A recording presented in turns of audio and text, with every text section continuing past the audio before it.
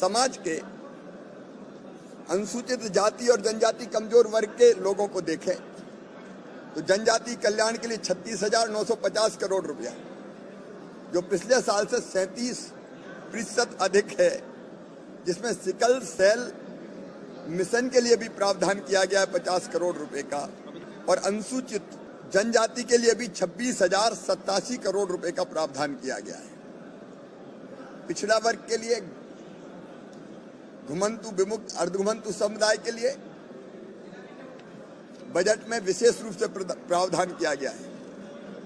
शिक्षा पर 38,375 करोड़ रुपए, जो पिछले साल से 5,532 करोड़ रुपया अधिक है।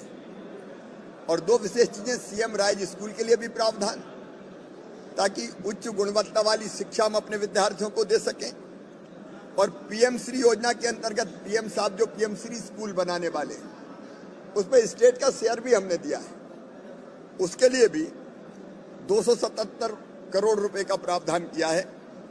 इससे शिक्षा की गुणवत्ता सुधरेगी। मित्रों, हमारे खिलाड़ी खेल के मैदान में बहुत बेहतर प्रदर्शन कर रहे हैं। खेलो इंडिया यूथ गेम्स के में हमने देखा, हमारे ओवरऑल मध्य प्रदेश कभी 8वें 10वें नंबर पर हुआ करता था, अब तीसरे नंबर पे आ गया है। इसलिए खेल का बजट 3 गुना ज्यादा इस बार बढ़ाया गया है। 738 करोड़ रुपए का प्रावधान। हेल्थ के लिए अगर आप देखेंगे, स्वास्थ्य के क्षेत्र में और बेहतर सुविधाओं के लिए तो 16,055 करोड़ रुपए का प्रावधान। उनमें से आयुष्मान भारत के लिए 953 करोड़ रुपया और नए मेडिकल कॉलेजों के भवन के निर्माण के लिए भी पर्याप्त राशि दी गई है।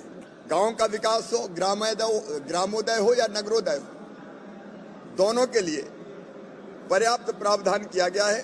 24,443 करोड़ रुपए तो है ग्रामीण विकास के लिए। नगरों के लिए भी 14,882 करोड़ रुपए का ऐतिहासिक प्रावधान किया गया है। एक और अभिनव पहल, सोशल इम्पैक्ट बॉन्ड हमने जारी करने का फैसला किया है। हमारी महिलाएं, हमारी बहनें, बच्चे, वरिष्ठ नागरिक, दिव्यांगजन, निराश्रित और कल्याणी बहनों के लिए संस्थागत व्यवस्था हम बनाएंगे।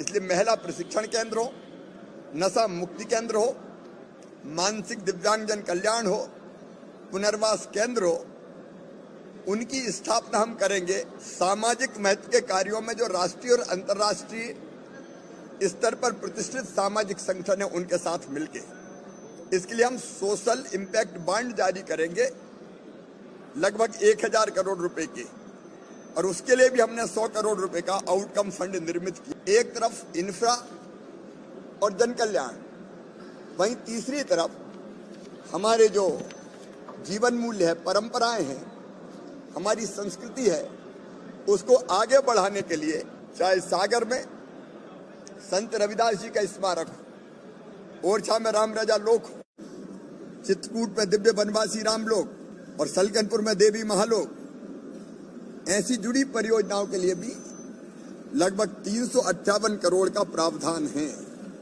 भारत भवन में कलाग्राम, रामपायली में डॉक्टर हेडगेवार जी का संग्रहालय, ग्वालियर में हिंदी भवन तथा परम आदरणीय अटल बिहारी वाजपेयी स्मारक, उसका प्रावधान किया गया है।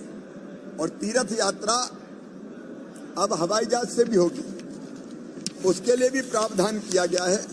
कुल मिला के समाज के हर वर्ग के कल्याण को ध्यान में रखने वाला ये बजट प्रधानमंत्री जी के सपनों के अनुरूप एक वैभवशाली, गौरवशाली, संपन्न, समृद्ध और शक्तिशाली भारत के निर्माण में मध्य प्रदेश की तरफ से अभूतपूर्व योगदान देगा। और प्रधानमंत्री जी का जो संकल्प है $5 ट्रिलियन की इकोनॉमी भारत को बनाना है, उसके लिए $550 बिलियन की इकोनॉमी मध्य प्रदेश को बनाना है, उस दिशा में भी ये महत्वपूर्ण कदम है। मैं आज के अद्भुत और अकल्पनीय बजट के लिए वित्त मंत्री श्री जगदीश देवड़ा जी और उनकी पूरी टीम को बधाई देता हूं। ये बजट हमारे प्रधानमंत्री श्रीमान नरेंद्र मोदी जी का आत्मनिर्भर भारत के निर्माण के लिए आत्मनिर्भर मध्य प्रदेश के निर्माण का बजट है। प्रधानमंत्री जी ने कहा,